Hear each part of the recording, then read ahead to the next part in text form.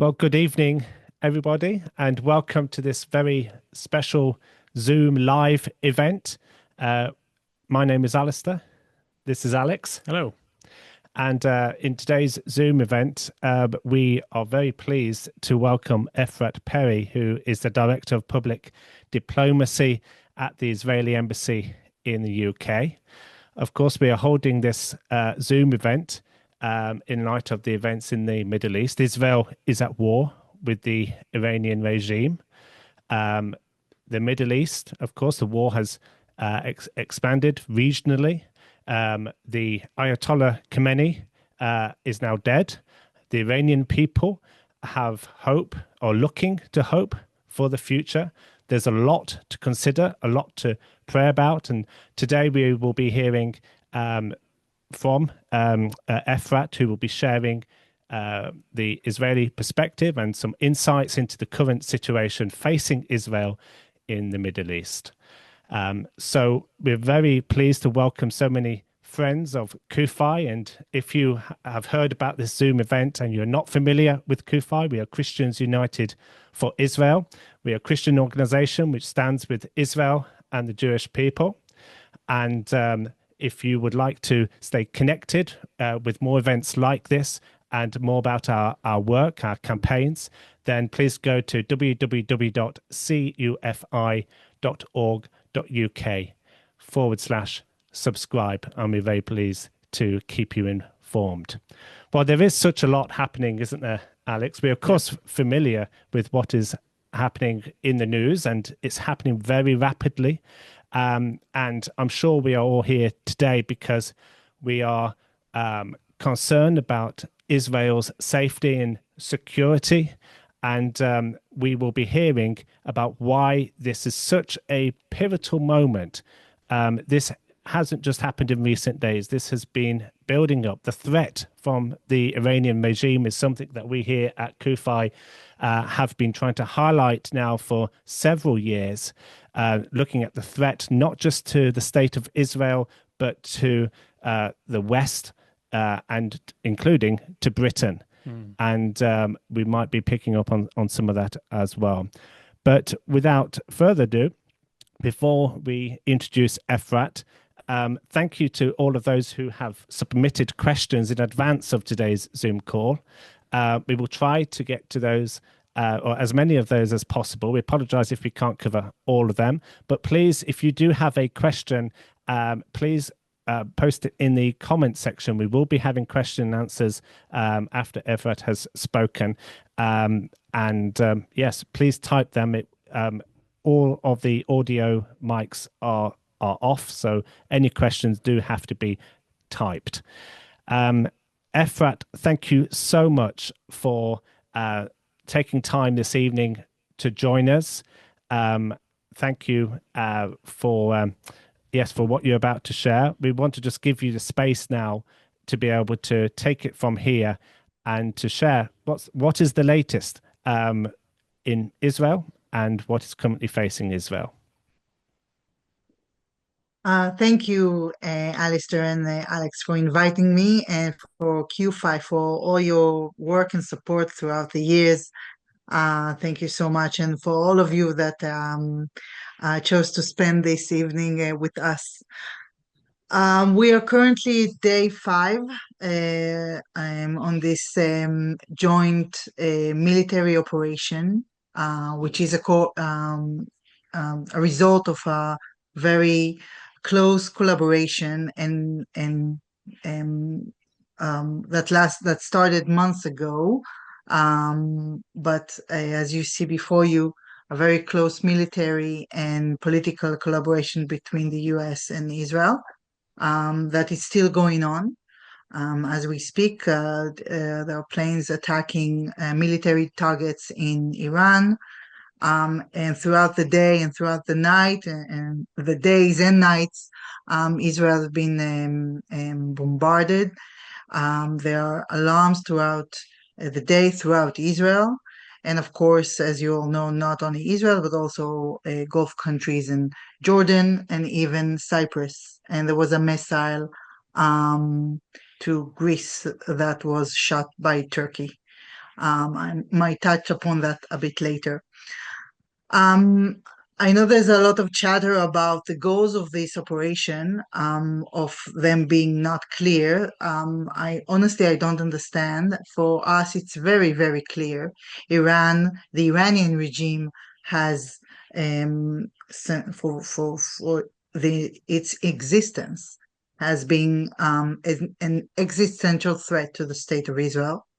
It started with their words. They bluntly said and proudly said that they wish for the destruction of the state of Israel in various of cases, publicly and internally, and continue from supporting proxies around the region, from Hezbollah to Houthis to Hamas, for the Shia militia in Iraq, and so forth. And of course, supporting terror cells throughout the world and Europe and even in this country. And of course, not only through proxies, but directly. They directed their weapons against us on a few occasions. This operation happened when it happened because there was an imminent threat coming from evidence that Iran, since June 2025, has started to rebuild its nuclear program. Not only rebuild, but find different locations that will be completely impossible to reach. We saw renewed efforts to fortify, conceal its nuclear program. They even said in one of the so-called talks with the Americans that they have enough material for 11 bombs. Another element, another reason why it happened, it's the missiles program, the ballistic missiles program, that we saw the result, how deadly they are in Bet Shemesh, when a missile completely obliterated a building. One missile obliterated a building, and through that hit 9 people were murdered. They also restored that, and they started to manufacture about 100 missiles a month, and also purchase missiles from other countries.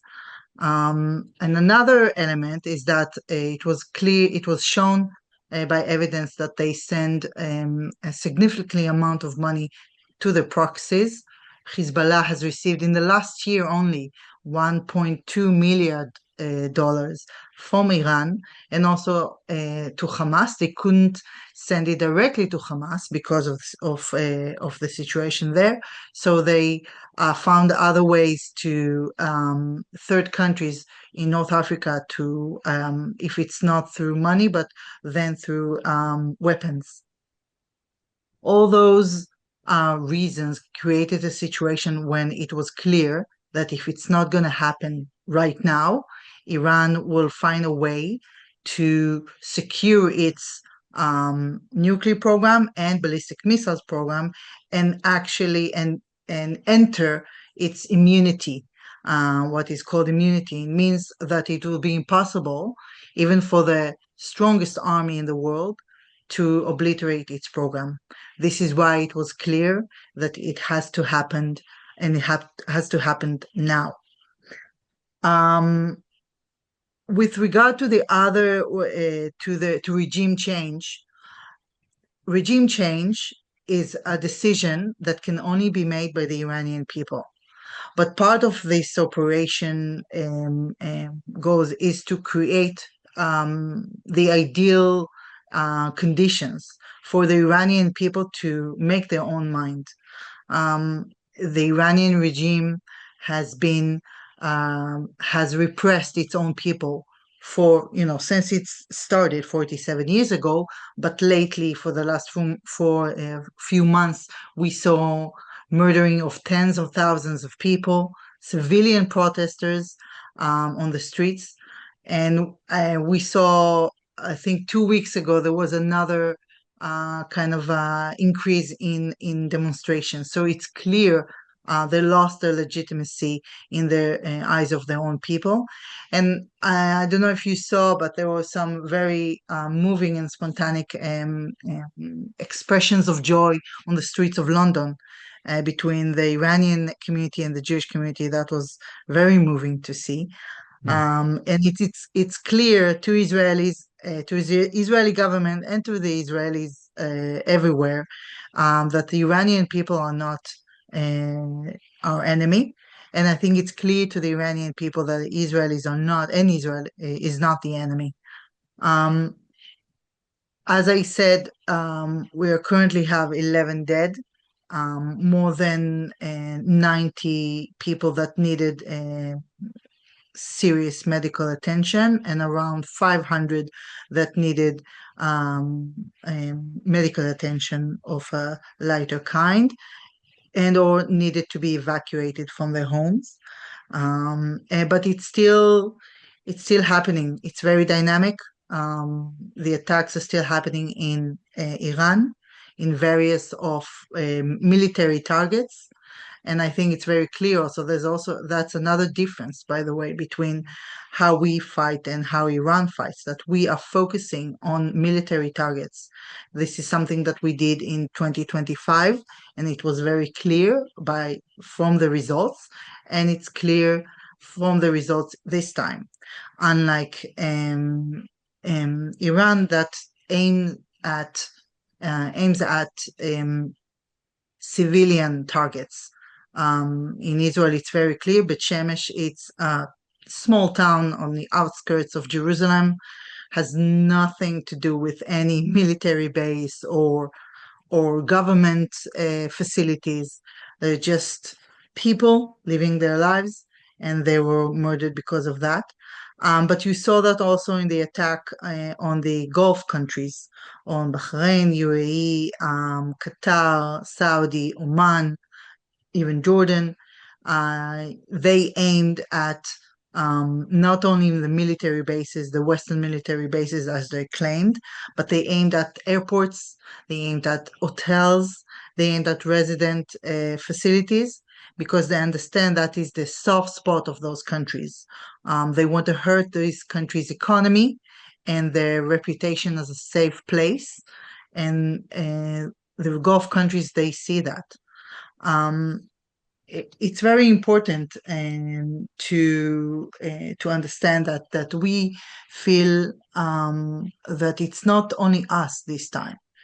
I think it's very clear for countries in the Gulf area that Israel is their partner, and that that we sympathize with one another, and Iran is our common enemy.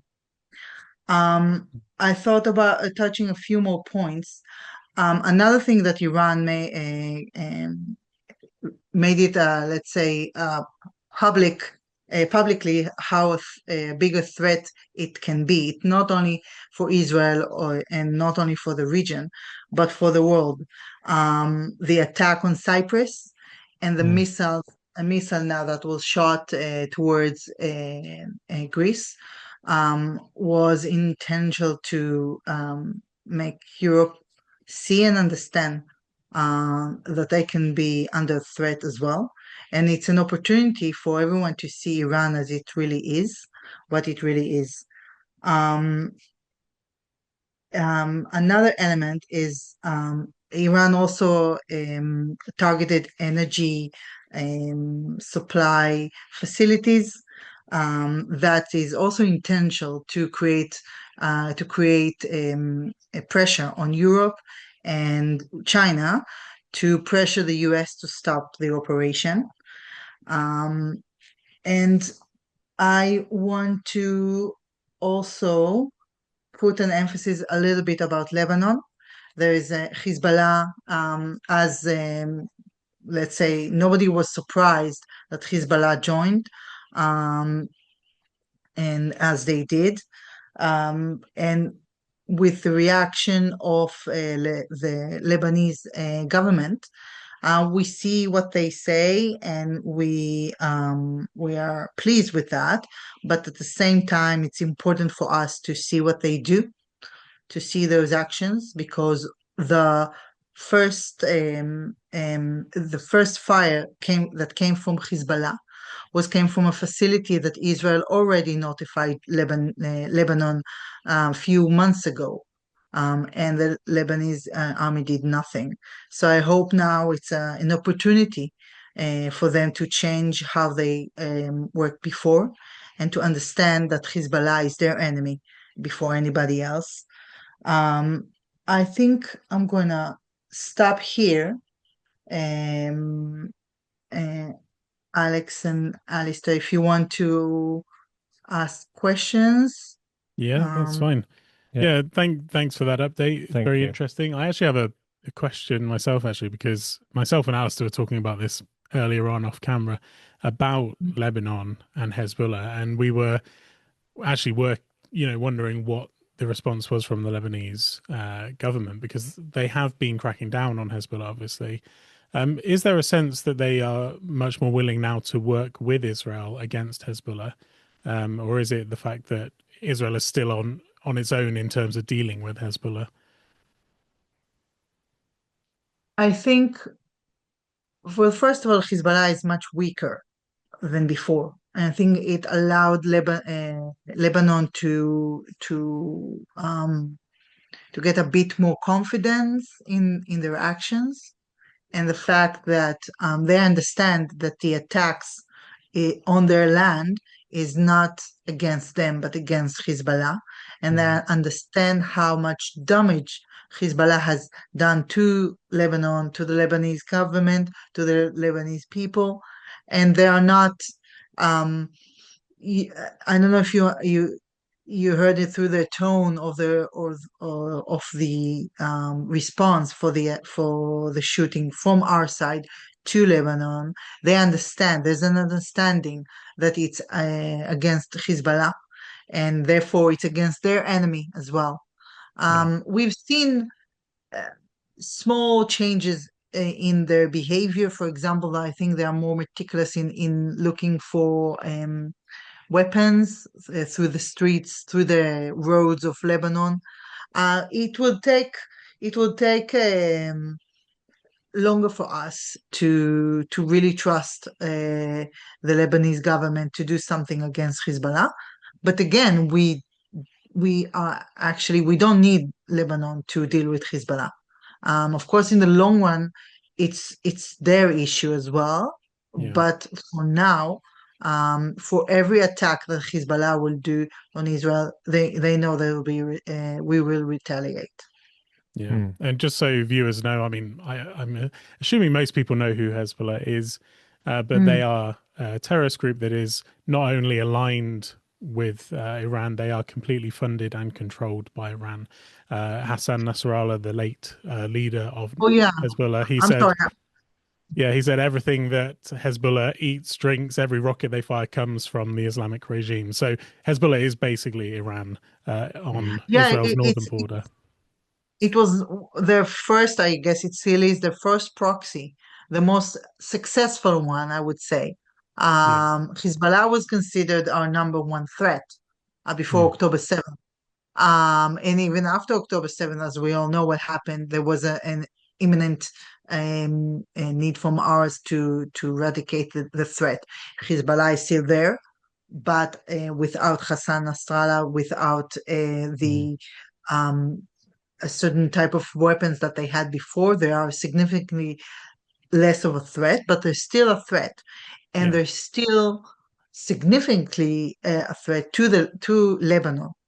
And that's the difference now, that there's a shift of power.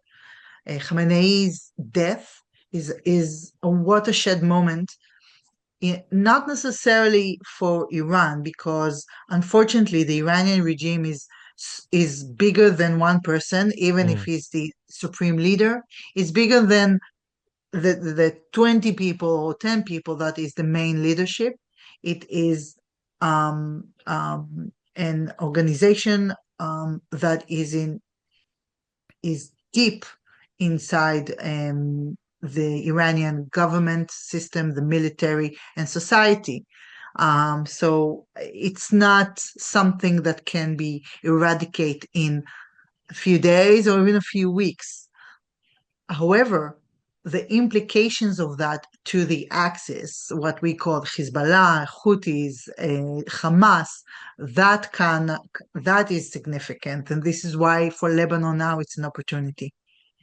Yeah, definitely. Of course, geographically as well, Lebanon is nearer to the state of Israel. So, again, that is why Hezbollah is such a significant threat, although of course, it does illustrate the importance of Israel's successful operation against Hezbollah, in which many of the leadership were removed, and it has perhaps helped operationally Israel's current military campaign against the Iranian regime. Absolutely. The legal definition of what's going on now, it's an ongoing armed conflict between Israel and Iran. And I mentioned that in my opening remarks. It started from their words of aggression. And then when I say word, I say their leader calling publicly, proudly even calling for the destruction of the state of Israel. Yeah. That's one level. You can say it's only words, but Jewish people, we're not going to wait. That's how it started every time, with words. Yes. But it's not only words. It's then evolved into creating this axis of different organizations, proxies around Israel, and even then more to a direct attack from Iran. It's very clear. It was very clear where they stand, and still is. Yeah. Ayatollah Khamenei said that death to America, death to Israel is not just rhetoric, it is policy. And that I think is really important, that when we're talking with people, we continue to emphasize really the objectives and the goals of the Iranian regime. You mentioned about Iran's attacks of other countries on the Arabian Peninsula, and you mentioned Turkey as well. And interesting, you mentioned about the missile which was intercepted over Turkey, but you mentioned the word Greece. Am I right in saying then that was intended for Greece? From my knowledge, it is, but the point is that it was the missile went through a country that is part of NATO. Yeah. This is the issue here. This is what makes it so dangerous. And it was gone down, but still that's the issue. We think it was to Greece because they attacked Cyprus, and it makes sense. But I think their main goal here is not specifically Greece, but the European Union and Europe. Yeah, to show they have the capability of it. Because like you said, when Cyprus was hit, Cyprus is not a NATO member, even though there are NATO military bases there. But like you said, Turkey is a NATO member, and an attack on a NATO member, is it Article 5 or whatever it is, where they're meant to defend them. Any attack on a member of NATO automatically means that all the rest of NATO members will defend it. Yeah. In other words, global war. But so I think that's what obviously people are trying to to contain in that way. Nobody wants this kind of war, obviously, but it shows how irresponsible Iran is, because they know that and they're doing that still, and it shows what kind of their state of mind. We show the world how responsible we were in the 12 days war. For us, the goal was the ballistic missiles program as well, but the nuclear program, that was the goal. And that was very, very precise, collaboration of intelligence and military calculations to harm it, but not to cause damage, meaning not to cause potentially a nuclear leak or something like that. So we show the world how responsible that we are. They are showing the world how irresponsible they are with doing those acts. It was only one missile. It could have been a lot, but they're testing the ground. Yeah. So it's very alarming. It's very alarming, and I think it's time. People and countries should be aware of what's going on. And it would appear to me that Iran is deliberately trying to destabilize and widen the conflict deliberately. I don't know if that is in order to try and shape international perception of what's taking place. There are, of course, accusations that, and they're false accusations that Israel and America are destabilizing the region, but it's Iran which is sending rockets targeting hotels in Dubai and other countries in the Middle East. They are trying to widen it. But in terms of those countries, how important was the Abraham Accords in preparation for the current situation which we're facing in, those warming of ties with countries like the United Arab Emirates? How important is that in the current climate? I think it's proven to be crucial. Abraham Accords created, and the work that preceded them created connections, people, there are ways of communications between countries, and also now, people in Bahrain never thought there will be missiles in the neighborhood, something that Israelis unfortunately are growing accustomed to. It's there's a joke now that it's we used to have 15 seconds and now we have 10 minutes. It's like an entire world for us to prepare ourselves. I think the Abraham Accord started something, and I think this war will create even a stronger bond because it's clear. By the way, Iran was one of the reasons why the Abraham Accords were necessary, because the threat was clear back then. But now it's different. It's different. It was theoretical before, real but theoretical. But now, when you have missiles on your doorstep, it becomes really real, and there's no way around it. And you can't go back. You can't go. You can't. Countries change in that sense. Yeah. Yeah, that's good. I think you're completely right when you're looking. You said earlier, even in your talk, that those countries are now seeing Israel more as an ally, which I think is important. And I think looking at what's going on in other areas where, for example, the Strait of Hormuz, there's obviously in Yemen, they've got the Houthis, which is, again, another terror group controlled by Iran. Is there any talk of them taking any action to disrupt shipping lanes or anything like that, which they did previously? Or is there... The Houthis... yeah. The Houthis... Sorry. That's okay. Don't worry. We've got children, we understand.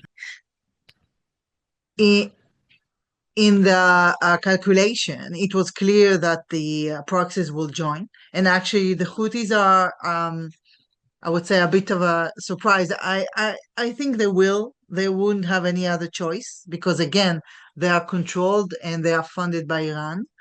And it's they threatened, but they haven't participated so far. But we're still, we're in day 5. Yeah, exactly. So a long way to go. Our eyes is open to the south. We are constantly looking on the Houthis. And may I remind you that they had a severe. We did let's say tried to neutralize them or hurt them severely a few months ago. Yeah. So, Yeah. but I mean, it's surprising, I have to say, that they haven't joined. But again, we are still in early days. Yeah, and there's obviously a lot of talk in terms of what effect this war will have on global oil prices and all these different things. When it comes There's also the to Hormuz Straits that are big issues. yeah, and that's right. And when it comes to the Houthis down in Lebanon, if they do decide to do anything, it will affect the Suez Canal because during the Israel-Gaza conflict, I think around 2024, the Houthis were disrupting the shipping lanes, and all the ships had to go around the Cape of Africa. And so, obviously, if there's disruption in both those shipping lanes, it could be quite problematic for global trade. So, there is obviously concerns that this war could affect things, and everyone's concerned about. I think what we'll do now is move on to questions from Yes, yeah. Well, I have a comment from Romeo. No coincidence that Khomeini, the modern day Haman, died right before Purim. He who watches over Israel would neither slumber nor sleep. And it was really good, and I think a testimony to the resilience of the Israeli people when we saw on Purim the celebrations which were taking place, the parties which were taking place in the bunkers, underneath the, in the bomb shelters on Purim. It is a contrast to perhaps what some people might think. The sense of feeling. Obviously, there's a lot of concern and worry, but I think it was so wonderful to see that that joyful attitude, celebrating the deliverance of the Jewish people when they were under the oppression, obviously in ancient Persia. But yes, I have a question. Regarding the danger in the state of Israel, and of course we have seen many rockets being intercepted. We have also seen, very unfortunately, rockets also, striking that community which you made mention of. How is it going from a military defensive point of view? These ballistic missiles which are being fired from Iran, has that increased over the last 2 days, or is it increasing as Israel and the US is making progress offensively? So it seems like, so it's a bit tricky. The numbers, we have the numbers, but it's a bit complicated because Iran has fired more than 2,000 missiles, but not only on Israel, but the entire region. Israel has, I think, received around, I mean, I don't know if the numbers I have is including last night, but let's say a few hundreds missiles. Out of them, we had three that managed to go in to create damage. And the one that I mentioned in Bet Shemesh created the biggest. There was another one in Tel Aviv and another one in Jerusalem. So I would say overall the defensive system is doing its job. Nothing is perfect, and I don't think there's an expectation for that. I think overall Israel is not only very resilient, but we understand the importance of when alarm coming off, we know exactly what to do. If we are at our home, we know what to do. If we are in our car in the middle of the street, we know what to do. If we are in a movie theater, we know what to do. In a football match, we know what to do. So in that sense, it makes it feel very safe. Again, we saw those tragic cases, and but I think overall, it's doing it's doing a very good job. With regard to how many they have, so there is this math of ammunition, I would say, or war math. I mean, They're not gonna use all the missiles in one go. And unlike last time, 2025, it's not only against us. They have to consider few fronts that they have. So it's not clear if it's more or less than before, or even I know that right now the targets are focused on finding those sites of missiles and obliterate them. You can see, and if before it was easier because there were more, now there are less. So it's kind of like you have to look for them. They're popping out before they're launched, and then you have to hit them. So it's a bit tricky. Yeah, and Iran is obviously a very big country, and so it's a very it's also different situation. very important to understand.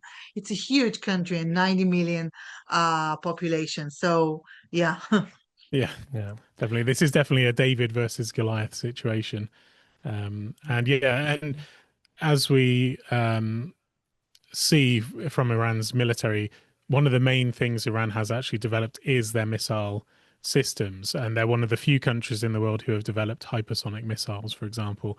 And the range now, they can reach into Europe, as you said. They can't quite reach Britain just yet, but they can get into mainland Europe now with some of the bigger missiles they have. So Israel taking out that threat is very important. So if I could just say one of the move on to some of these questions then. We had a question, because it's always good, we can be informed, it's important to be informed, but then we get difficult questions from people sometimes. So a question is, how do we answer people who are likely to say that the US and Israel are starting this and are the bad guys? How do we respond to that sort of narrative? So it's an important question, because I think I said it earlier. This is an ongoing armed conflict. Didn't start now or last year. It started 47 years ago. So that's really important to understand. And in terms of who's blaming who, it's a false comparison.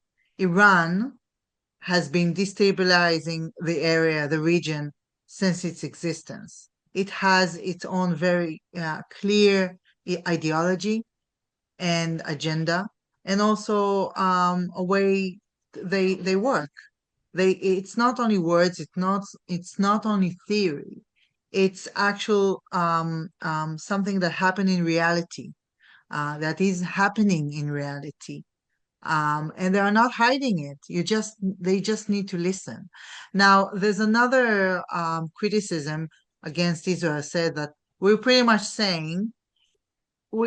talking about Iran. I mean, I'm in the foreign service for about, I don't know, 15 years, and it's something that from where I started, we always said Iran, Iran, Iran, Iran, because that was always the threat.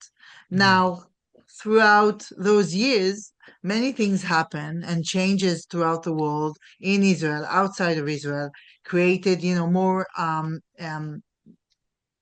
imminent threats. But Iran was always there, and it was always clear, and it was part of what we said.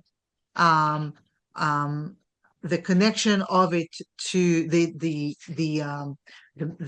obvious connection between Iran and the proxies and other terrorist cells throughout the world, Europe and Britain specifically. There were evidence that Iran wanted to do terror attacks against Jewish community targets in Europe and in the UK.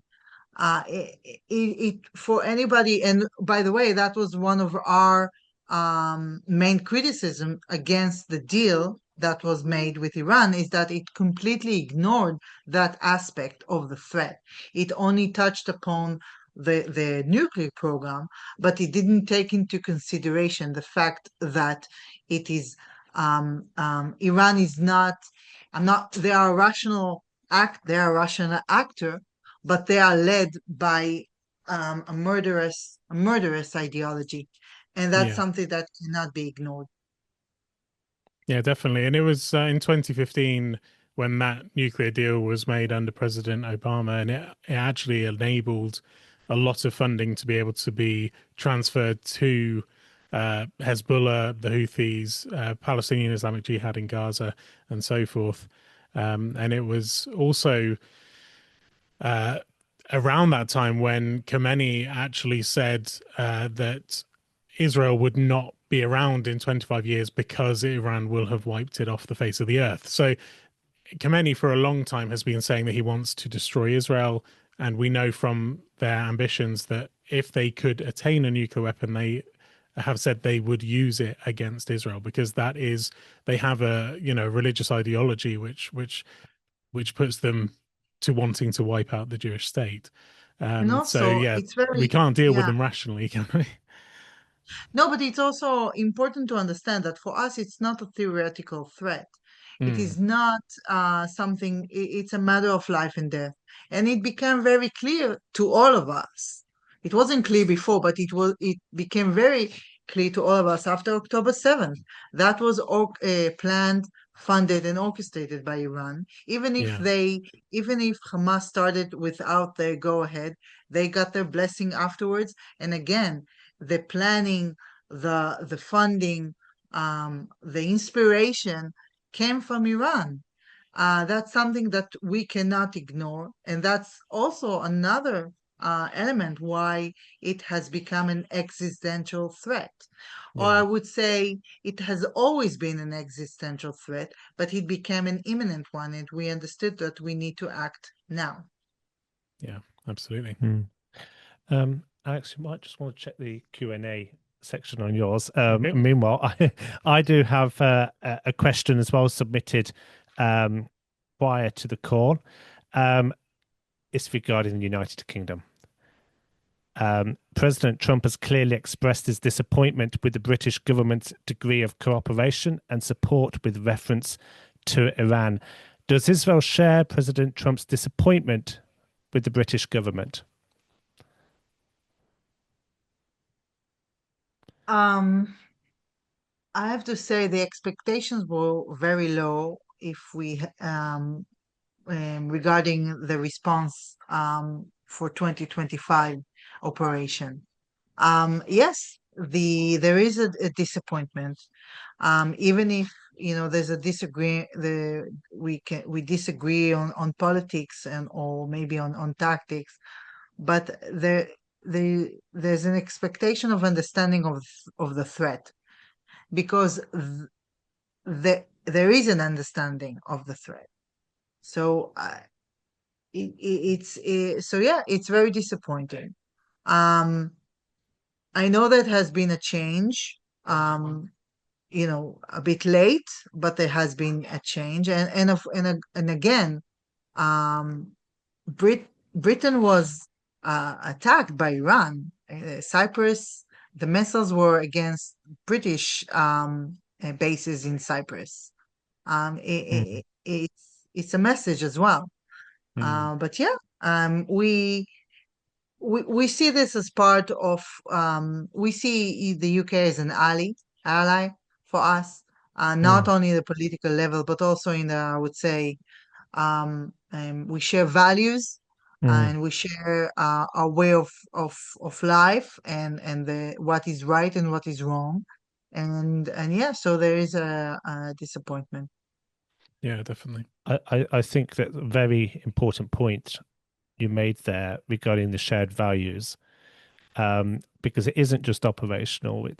And the Iranian regime have actually identified the values that we share. Strangely enough, when they say death to Israel, death to America, death to Britain, on the streets of Tehran, the Iranian regime-led demonstrations have articulated that. They can see that.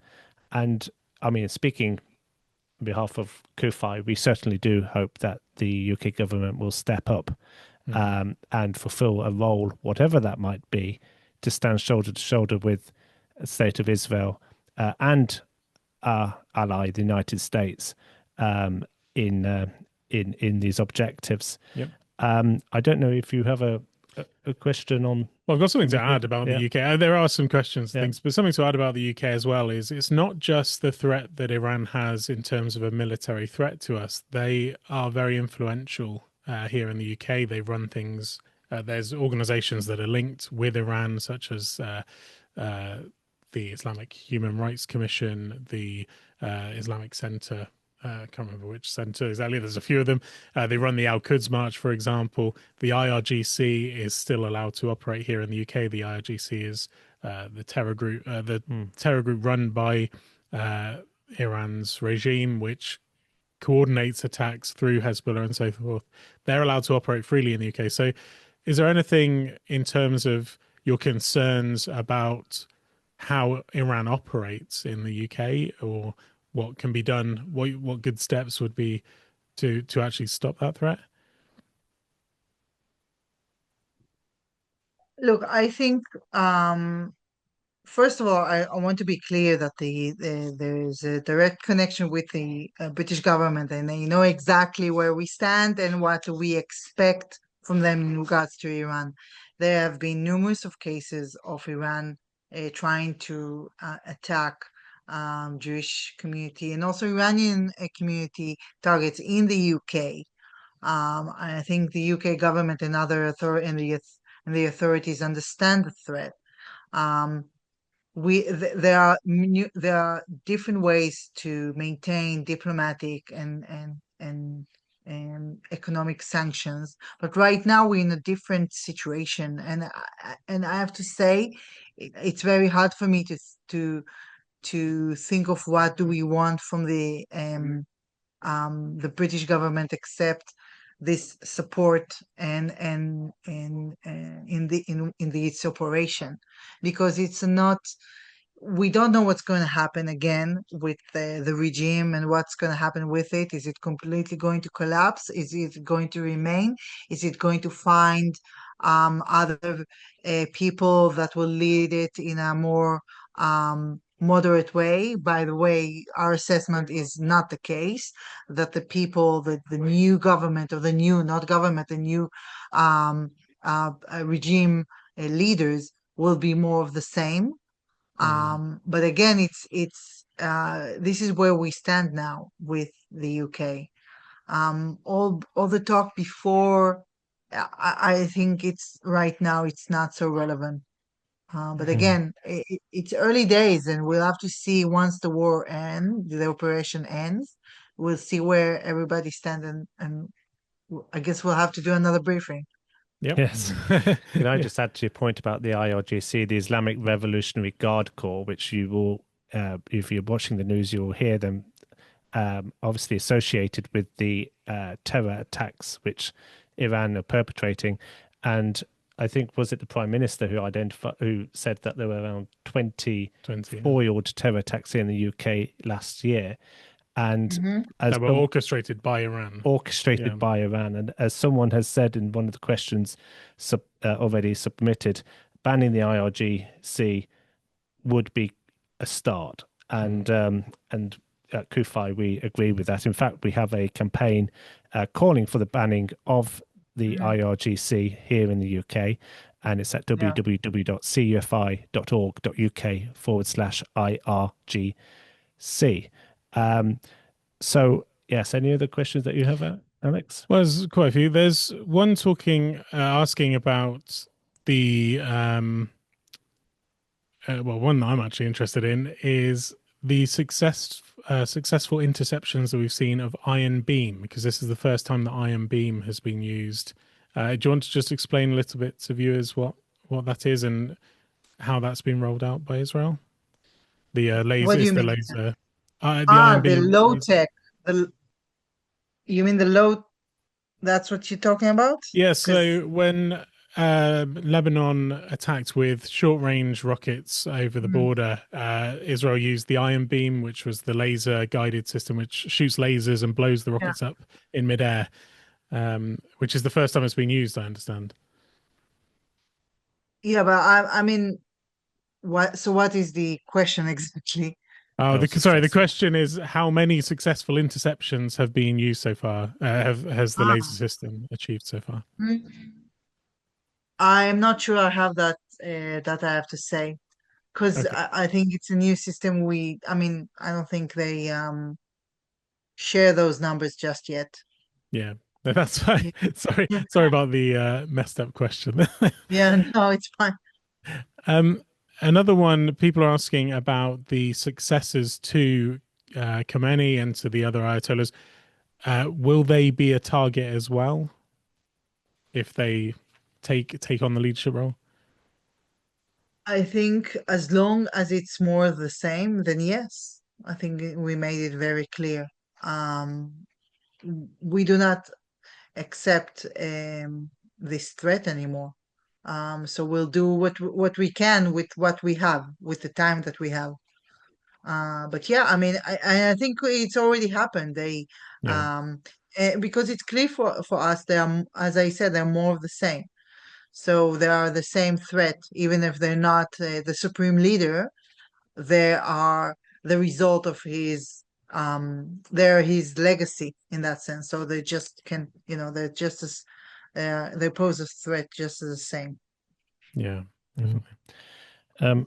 We have a question from Heather, which is, what can we as individual Christians and supporters of the State of Israel do in concrete terms, apart from speaking truth against all the lies that are spread in them? That might be, what can we do, to speak truth against all the lies that are spread in the media?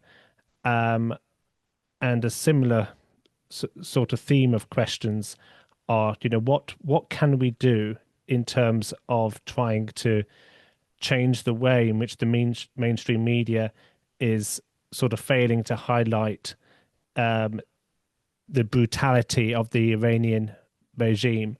Are there practical things that we can do? And obviously, I, sitting here as CUFI, will say that there are certainly things that people can do through CUFI, through our campaigns. But I'm interested to hear from the voice of, representing the State of Israel, where do you feel the need is in terms of how can we best help you at this particular time? That's a very good question. I mean, that's a question I've been asked, I guess, in every briefing that I ever gave. And I usually say pretty much what you said before, as using different platforms and using your voices, and the fact that in this country, and I hope that none of you is taking it for granted, because it's definitely not in most of countries that I know, that you have a direct connection to a member of parliament. That is, in Israel, it's not how it's done. And we are a very vibrant democracy, only from a different kind. But you have that here, and that will give you power and influence, even if it's just one letter. But I would say, if I from my experience here, and I am about 4.5 years already here, for me, what is missing is connections. I have been in touch with so many circles and networks that share the same values but do not communicate with one another. Or even if they communicate only for a short while. So for me, it's important that um, people will reach out to one another and connect with one another. Because I think to be supportive of Israel can be very challenging, and can be very lonely. And only when you're in different in environment that kind of invite other people like you understand that you're not alone. And that also very empowering. So I think there's a space here that I think is not being, there's potential here that has been reached, is that different communities, different organizations, different networks will try to reach out beyond what they usually go. And I think that's important. I know that from embassy, from our work, this is what I've been trying to do with various levels of success. But I think I truly believe in that because I see, there's a lot of hate and misinformation and disinformation, and the mainstream media just I can give you a few examples even before the war of completely manipulation of information. Mm. It keeps happening, and when it happens and we have the proof, we acknowledge that and we put them on the spot. But at the same, I mean, that's also important to do. But I Yeah. think in the long run, to reach out and to connect with different networks on the basis of those shared values, it's more important, more empowering. Um, so that's my take. Mm. That's Yeah, my answer. I think it's Yeah. good actually. One thing we find personally is when we go to different churches and meet with different organizations. And last week we were in Parliament with different organizations, with Jews and Christians. Um, there is just something about meeting together, connecting with different groups who we haven't met with before, and actually building that connection. Because, like you said, we often are quite isolated. There's few of us, and we have to stand together. But actually, Yeah. as well, we find that the more we stand together, the more we speak out, the more people actually connect with us. And Alastair and myself have both even had that within our own churches where we're very pro-Israel, and then someone suddenly discovered we're pro-Israel, and it's like, oh wow, I didn't You know need you to were pro-Israel. encourage one Yeah, another. it was a real encouragement even to us just to have someone in our own church there. Absolutely. And in terms of encouragement, I think it'd be good as we come to the last 3 minutes of the call. I mean, there's so much encouragement on in the comments, and we don't have time to read everything. But there's one from Mary who says, "Thank you for helping to protect UK territories. Thank you to Israel for helping to protect UK territories. I'm so sorry we are being so hopeless as a nation, but I think we have to recognize that the state of Israel, we often say, is sort of the first line of defense, or maybe the last line of defense. No, but seriously, we do owe it to Israel for its fight against Islamist extremism, against the terrorism perpetrated by the Iranian regime. I just wish that the media and our politicians would really see the great value in our allyship. And you mentioned, Efrat, about the Iranian people and Israeli people standing together.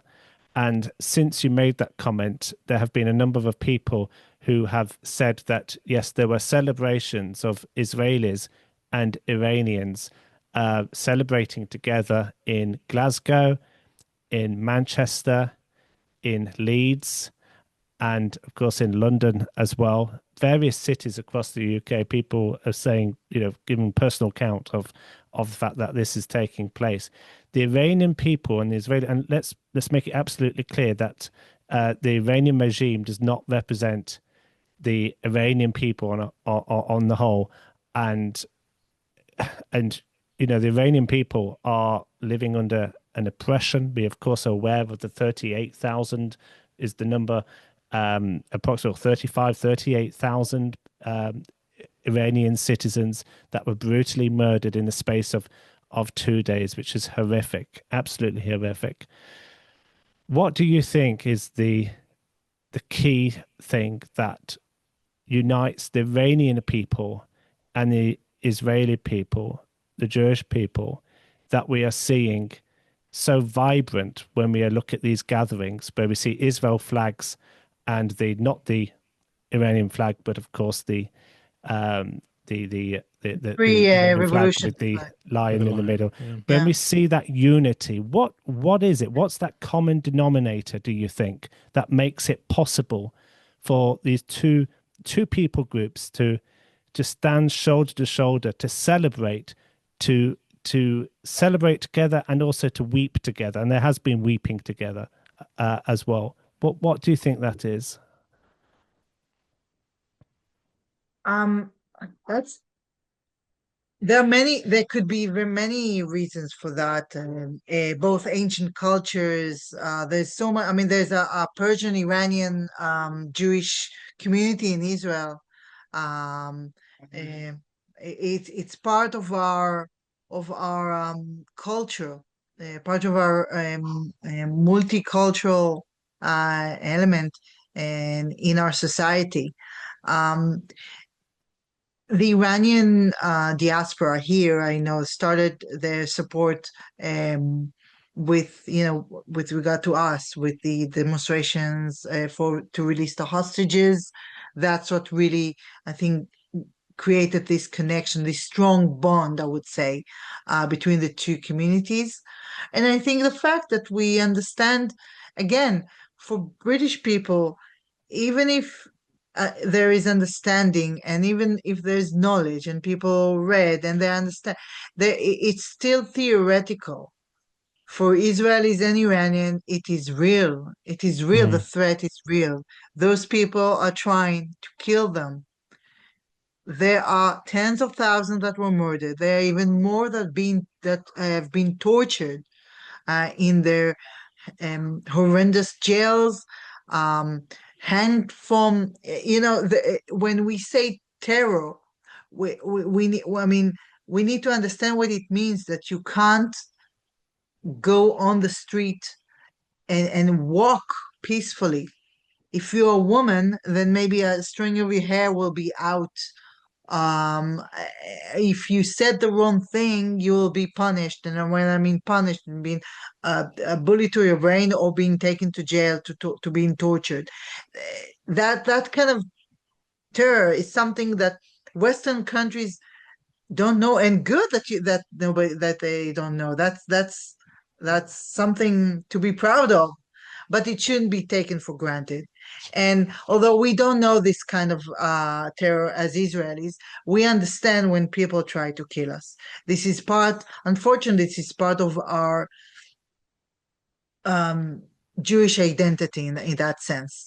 It's something that we remember, sorry about that, remember throughout our holidays. Um, it's part of us. We understand it in a very deep level, and I think that's the kind of like the stream, the deeper stream of this connection. Um, mm, we we constantly reaching out to our Iranian brothers and sisters before the war, before the war of 2025, before this operation. There is constant connection, and because we know what they really feel towards this regime, and we will support them whatever we can. And you know what? Even if there's a lot of cynicism around what Trump is doing there, his own interest at the end. If it really going to be successful, all of that won't matter. History will judge us at least that we tried to do something right, that we didn't stood by and let this evil regime murder and torture its own people.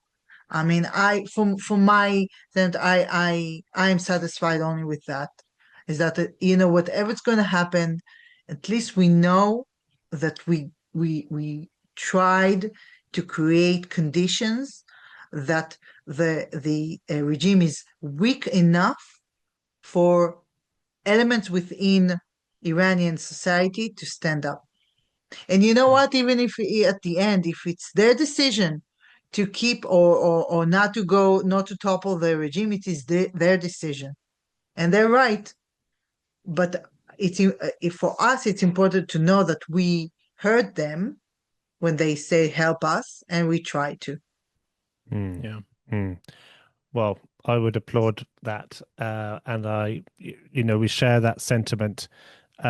We are praying, of course, for the freedom for the Iranian people, and obviously for the peace and the security for the Israeli people. And I think tonight, Efrat, you have given us such a wonderful insight into what is a very complex situation, a very much a changing, developing situation, but also there's a simplicity And I know we shouldn't simplify all of these things too much, but actually, for me, it is a battle between good and evil.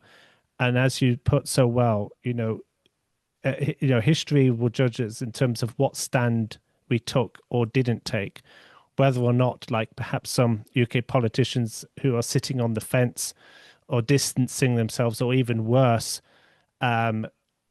mourning the death of the Ayatollah and supporting the Iranian regime. We really do have to look, to in ourselves in terms of our personal responsibility of where we stand.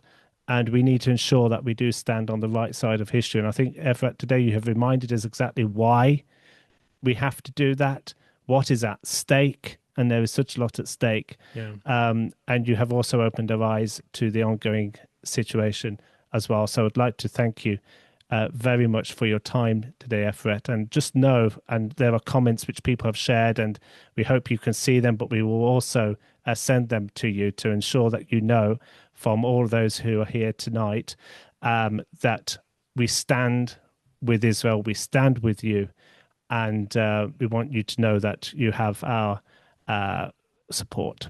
Yeah, definitely. And it's thank you. And I see great. some of the comments, and they're lovely, by the way. Yeah.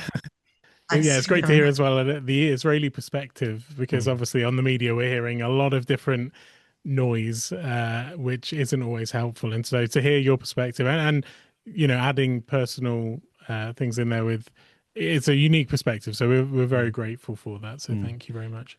Yeah, and we also would like to thank everybody that has joined on this Zoom call tonight. Thank you for taking the time to being present with us. It is, I know, an expression of your solidarity with Israel that you are here tonight.